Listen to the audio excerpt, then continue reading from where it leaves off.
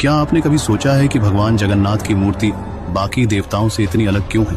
न पूरे हाथ हैं, न पैर हैं, आंखें इतनी बड़ी हैं और चेहरा भी आम मूर्तियों जैसा नहीं दिखता। क्या ये कला अधूरी रह गई थी या फिर कोई दिव्य रहस्य है? ये कोई सामान्य मूर्ति नहीं, बल्कि स्वयं भगवान श्री कृष्ण की दिव्यता का सबसे रहस्यमय रूप है।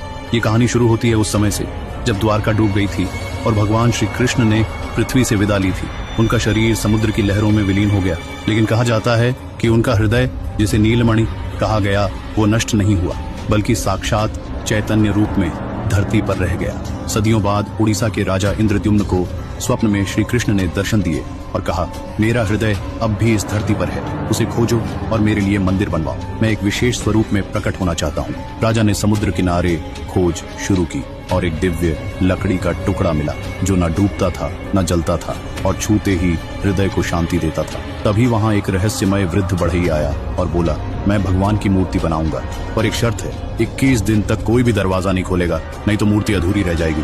राजा ने वादा किया। बढ़ई कक्ष के भीतर चला गया। दरवाजा बंद हो गया।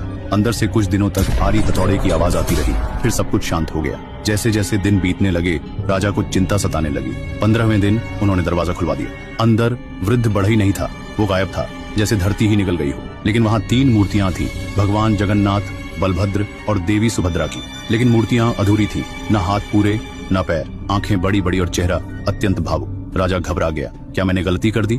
तभी आकाशवाणी हुई, राजन, तूने समय से पहले दरवाजा खोला, पर यह अधूरा स्वरूप ही मेरा सबसे प्रिय रूप है। यही मेरी लीला है। इसी रूप में मैं इस युग में पूजित हूँ। तब से पुरी में भगवान जगन्नाथ के इसी अधूरे से लगने वाले रूप की पूजा होती है और हर साल दुनिया की सबसे भव्य रथ यात्रा निकलती है, जहाँ भगवान स्वयं रथ पर बैठकर अपने भक्तों के बीच आते हैं। कहते हैं उनकी आंखें इतनी बड़ी हैं क्योंकि वो हर जीव को देख रहे हैं। उनके अधूरे हाथ इसीलिए हैं ताकि वो हर भक्त को अपने हृदय से जोड़ सकें।